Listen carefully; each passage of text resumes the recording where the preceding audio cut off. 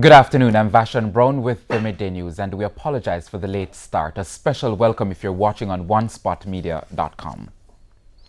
Political Ombudsman Donna Parchment Brown has tested positive for COVID-19. Mrs. Parchment Brown says all members of staff were tested due to possible exposure. The Political Ombudsman says she will be operating remotely until recovery. The Duke Street office has been closed for deep cleaning and sanitization. The Office of the Political Ombudsman is therefore not operating with any personnel in the physical building, and the building is being deep cleaned today, and also possibly the Houses of Parliament, since there is some interaction between the two departments. Mrs. Parchment Brown says her office will still be participating fully in the electoral process. It's very important that everyone be aware that the office is fully operational, although remote. We are supported by 20 detective sergeants across Jamaica in each police division. We're working closely with the general secretaries of the two political parties, and we're really calling on everyone to both maintain and obey the COVID-19 protocols as well as the code of conduct for politics. Persons in quarantine and isolation will be allowed to vote in the general election slated for this Thursday using strict protocols. The measures were announced following a meeting of the Cabinet. O'Shane Masters reports. Those in quarantine may leave their location once during the hours of 8 a.m. to 4 p.m. today and 7 a.m. to 5 p.m. on September 3. They should immediately after voting return to quarantine. In addition, they are required to travel only to and from a polling station in private transportation. The driver and all passengers must wear masks. The windows should remain open and the air conditioning should be switched off. If the person develops any symptoms of COVID-19 or any flu-like or respiratory symptoms, they should immediately inform an election officer at the polling station. Meanwhile, persons in isolation will have a 1-hour window in which to cast their ballots. They may do so today during the hours of 3 p.m. to 4 p.m. and 4 p.m. to 5 p.m. on September 3, then return to isolation. Before leaving quarantine, these individuals are required to notify the Ministry of Health at 888-1-LOVE, that is 888-663-5683, 888-754-7792, 876-542-5998, or 876-542-6006. Persons leaving from isolation should wear a mask, face shield, gloves, and a disposable gown. They are also required to travel to a polling station in a private vehicle with only the driver and to adhere to the general protocols. Corruption featured prominently in Saturday's leadership debate, where the JLP's Andrew Holness faced off with the PNP's Dr. Peter Phillips. Mr. Holness was challenged by questioners on how he has handled corruption within his administration. Firstly, I have to be satisfied that there is enough, even without an independent authority investigating and pronouncing. I would have to satisfy myself that there is enough. Once I'm satisfied, I will act. Further action sometimes require that I await the pronouncement of independent bodies that are authorized to make definitive statements on corruption. But generally, the public would see and would know that I have acted proportionately and appropriately to address issues of impropriety, issues of lack of accountability, issues of corruption. For 8 months after the issue of Petrojam came up, the Prime Minister failed to act until Mr. Wheatley removed himself from the cabinet by resignation. There was no action taken against Royal Reid until we in the People's National Party raised the question. The following day, Reid was removed from the cabinet. Now there are a number of ministers who have been found wanting, and they seem to have become part of a holding cell at Jamaica House. Meanwhile, assistant lecturer in the Department of Government at the University of the West Indies, Damien Gordon, says the national debates lack credibility. He was reacting to the three debates on which focused on social issues, economy and finance, as well as leadership. Speaking this morning on TVJ's Smile Jamaica program, Mr. Gordon explained that due to a trust deficit, the debates may not be enough to convince persons to vote for a political party.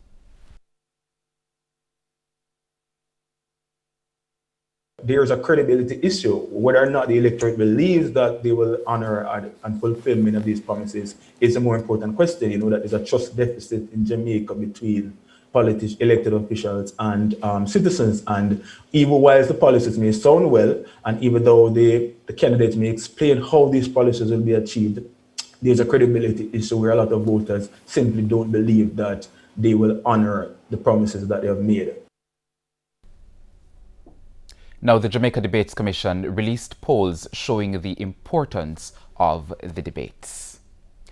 The Jamaica Labour Party's candidate for Manchester North Eastern, Audley Shaw, says there is no doubt he'll return as the Member of Parliament for the constituency, but his contender, the PNP's Donald Jackson, says that decision can only be made on the night of September 3. Here is O'Shane Masters with that report. Known as Manayard, the JLP's Audley Shaw is confident he'll return for another term as a Member of Parliament for Manchester North Eastern. He says that's based on the work he has done in the constituency as a Member of Parliament for the last 26 years.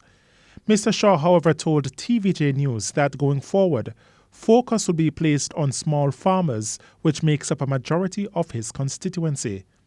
Mr. Shaw noted that the use of drip irrigation will be paramount to increase productivity despite weather conditions, but it will not only be for his constituency, but also in Trelawney Northern and Clarendon.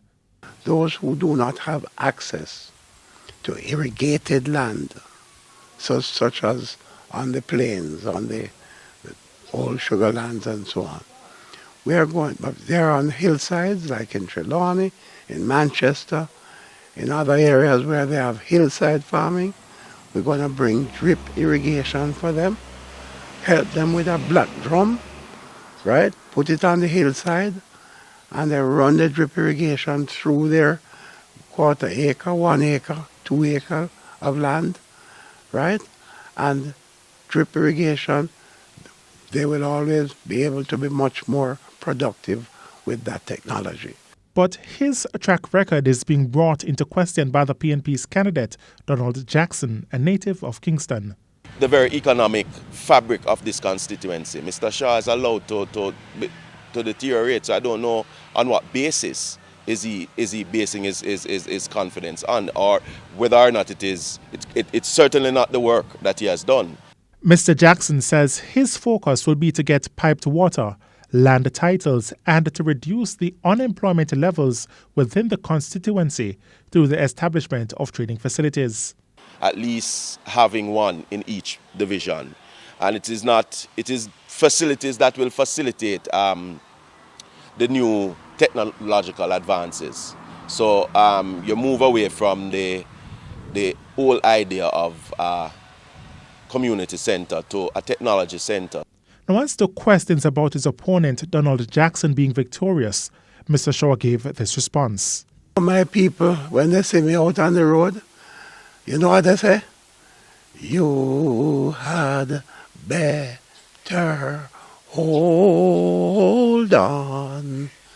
Hold on to what you've got. So a friend can go back to town after election. Mr. Jackson, who is seeking to represent the constituency, says his chances are still slim as he entered the constituency in late April. That, he says, is compounded by the COVID-19 pandemic. O'Shane Masters, TVJ News. The RJR Gleaner Group News Centre will release the findings of a new public opinion poll on the party standings later this afternoon. The RJR Gleaner Group commissioned a fresh poll from Don Anderson and his team from Market Research Services. Field work for the poll was conducted island-wide between August 21 and August 24. Now, the latest poll has a sample of 1,011 persons aged 18 years and over. This poll would capture the first part of the national campaign after elections were called on Tuesday, August 11. In the last R.J. Don Anderson poll conducted between late July and early August, the ruling Jamaica Labour Party had 36% support compared with the opposition People's National Party's 20%. So join us later on TVJ's Primetime News for the results of the party standings in a fresh poll done by Don Anderson and his team from Market Research. We now take a break on the midday news, but please stay with us. We'll be right back. Welcome back. Continuing the news. Banana farmers in Portland are complaining of a drastic reduction in production of the crop. The farmers say since the COVID-19 pandemic, things have been slow. We have more in this report. This is the Rio Grande Valley in Portland, a banana producing area with small farmers. But like everything else, things have taken a downturn. Well, it affects me a lot, because you have someone when banana are gone and then come here for lunch or come here and say, well, they want anything. You know, so well, then can't find the money to spend. But it comes to the test right now that through the banana get so disappointment. And a man can't carry a acre banana because one bag of fertilizer for over 5,000. With some factories now closed and exports on hold, some farmers say they're forced to seek other jobs. But from the banana system get down now, I pay other things people have to do. Had a little grappling around to put the food on them table, because that's what I say are the most income that we usually have. But if that's not already a task, they're also battling with the tightened curfew hours, which curtail how long they work. 6 o'clock come a man have to go to bed. 7 o'clock, 8 o'clock a man have to go to bed. All the shop have to survive. Shop can't survive when the government do it well. Right? Because they come, the shop over 11 o'clock. Boy, you know the law. We have to work with the law. And amid the hardships, there is little hope that things will return to normalcy anytime soon. But until then... Well, coconut tree, we hold coconut tree, then we pick some jelly off of them sometime. Because sometimes you can't find on 200, 300 jelly. Maybe, for the month. You understand me? That workout seem like the banana? Well, actually. So you know, so you have little banana can sell in the month. And then you have little jelly, same way if you back it up, can't pay your bills. Because the main thing are bills, and food too still. But we are eat the basics, so maybe that's why we are survive.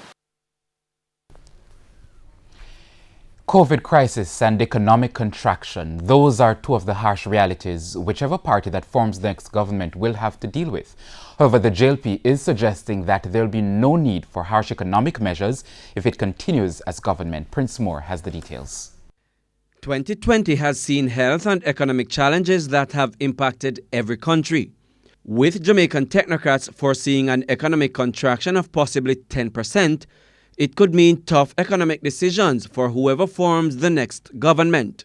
However, Finance Minister Dr. Nigel Clark doesn't see it that way. Your question, we don't, foresee that we will have to engage in any, form of activity that could be described, in any way that's frightening to the Jamaican people. At a JLP press conference on Friday, Dr. Clark suggested that Jamaica's macroeconomic stability before the global pandemic will eradicate the need for any tough measures.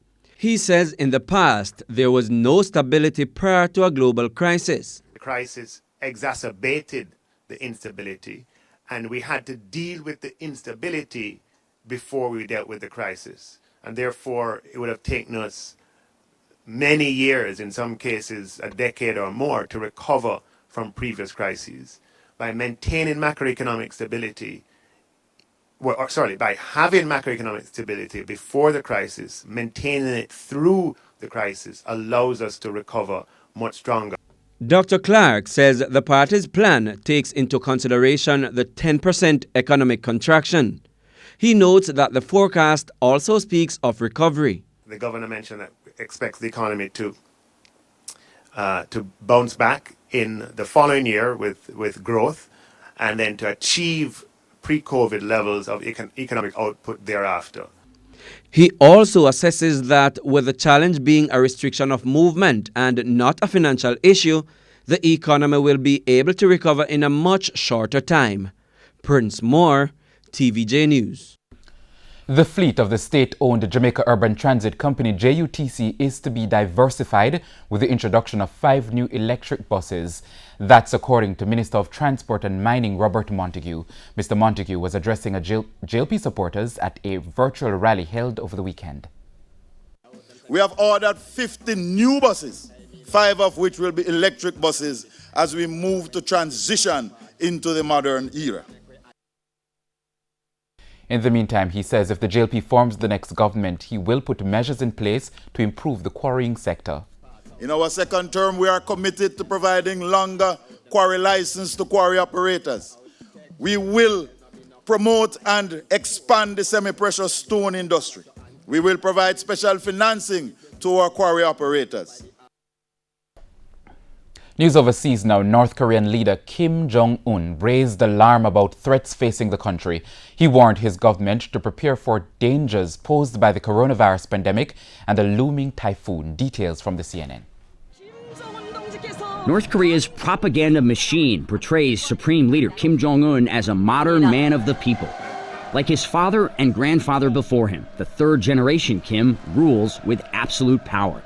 Power protected by an oppressive military and police state, growing nuclear arsenal, and 7 decades of pro-Kim propaganda. The family formula kept the Kims firmly in power. Failure is not part of the Kim family brand. Except this month, Kim did something almost unheard of, a shockingly rare admission that his plans failed. Kim's made big promises of a prosperous future, a future derailed by a dangerous triple threat. Sanctions plus coronavirus plus mass flooding. So it would actually be foolish for him to deny any hardships when his people can plainly see that their country is struggling. Largely unseen, the leader himself, enough to fuel rumors ranging from Kim in a coma to hiding out from North Korea's allegedly non-existent coronavirus pandemic.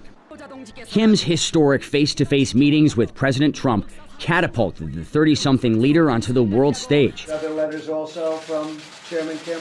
All those love letters failed to deliver results for either side. Diplomacy is all but dead until after the U.S. elections. And that's the Midday News. I'm Vashon Brown. Join us at 7 for Primetime News Package. On behalf of the News, Sports and Production teams, have a good afternoon.